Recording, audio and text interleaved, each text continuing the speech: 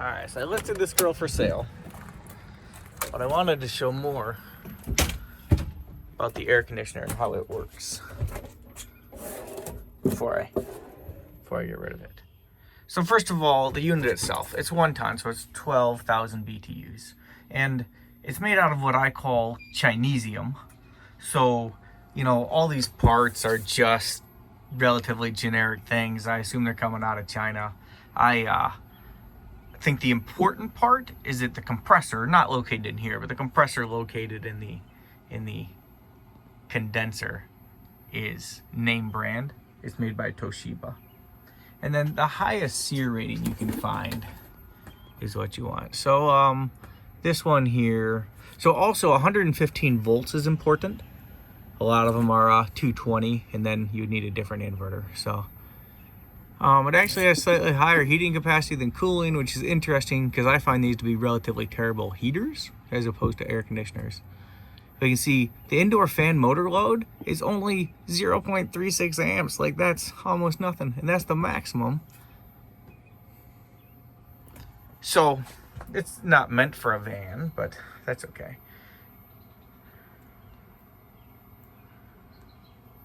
So I'll turn it on here.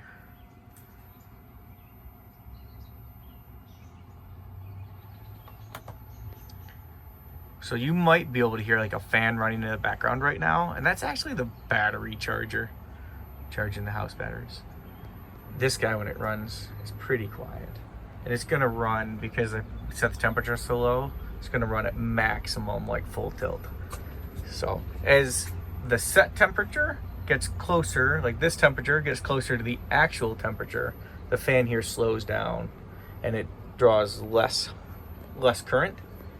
But I wanted to show you guys kind of where the other part is. Like, you can't really see it, but in this cupboard is a TV. And then behind this insulated panel is a foam board. And it goes all the way down here. And you can't see it. Maybe I'll see if I can pull out an old photo. But in this space here, behind all of the insulation in the foam board, is the condenser, or the outside part. And the only way you can make air conditioning work is to have the hot part, which is down here, thermally isolated from the part you're trying to cool. Now, if you had a van where you could mount this on the outside, it would be more efficient. But in my case, my van only has a rear door. There's no side doors in here. And I just didn't have room to mount it outside. Like, it didn't fit in this space. It might have if it didn't have kind of this funny little bump out here, but I tried, it wasn't gonna work. So in my particular case, I think most people could probably mount this on the back of their van. In my particular case, there was, I think, probably a propane refrigerator that used to be mounted here. And you can probably barely hear it, but this thing's running full tilt right now because the set temperature is very low, the set point. So inside here, you can see most of the condenser. So if you kind of step back and look, you can see here, is the, it's beige in color, then this is the radiator of it. And if we listen, like, you can hear the fan in there. So what happens is it sucks air in here, then it goes out that insulated chase I just showed you inside the cupboard there, and then the hot air comes out up here. So sometimes when I'm parked, I actually prop this door open a bit because I think it helps with airflow. And then what I did is, this unit, to thermally isolate it here, is I just spray foamed it right to the edge of the van, but the only place the air can go is just in this way and then back out the top. So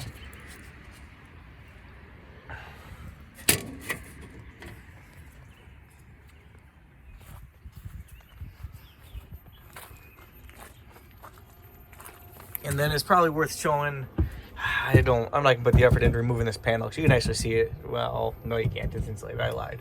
But let's see. So if we look at sort of back here to where I have the unit, and also just to show you that I made a closet with pretty useful space up above it. Just put things in there. But So these are the lines that go across. It actually comes from the factory with both of these two copper lines and then this power line. So the power comes from the outside part, the hot part. It comes across, and these guys go and they connect to the back of this unit. So one disadvantage of this setup is that all air conditioners collect water when they, that's a part of the operation of how they work. And so there's a relatively shallow tray built into the back of this thing here where the water collects, and then it hits this overflow hose, which is right here. And then this hose just goes out on the ground. But what happens, because this is a mobile application, is because that tray is relatively shallow, if you drive around a bit, sometimes a little bit of water will slosh out of here. The water's so clean you could pretty much drink it. It's almost distilled water. I don't recommend that. But it's gonna get, it gets things wet below it sometimes. So you wouldn't want to put your laptop or something important here. But this is just a kitchen counter, so it can get some water on it. But that's something you got to be cognizant of if you put this in your van, is that water's going to come out of here. You could probably modify this guy a little bit before you put it on the wall and make a deeper tray in there. Would probably be helpful. But for me, it wasn't that big of a deal. I know people said they wanted more info on how this works, but realistically, I just mounted this guy here. I ran the lines to the outside part. And then if the outside part were actually outside, like I think most people could do in their vans, it would be very easy. This took a bit more thought and engineering because it's, physically located inside the space, but it's thermally isolated. And so that took a bit more effort to, to thermally isolate it. If you could mount that outside on your van, installing one of these be super easy. And like I say, it only uses 360 watts maximum, and then it only uses like a tenth of that, like 30 watts, as the set temperature and the ambient temperature come together and everything slows down. Because not just the fan in here slows down, but the compressor itself in the outside part also slows down to just whisper quiet. I mean, it's already quiet, but even quieter, and it just slows right down when these two numbers begin to converge. And this is not the most efficient. I think this one maybe is only like 17 SEER, but if you're gonna live in a van, and especially if you're gonna try to run a van off solar, you gotta buy the most efficient one you can, the highest SEER rating. So anyhow, and eBay, I buy these things on eBay. They're way under $1,000, and I don't know, maybe I think 12,000 is good.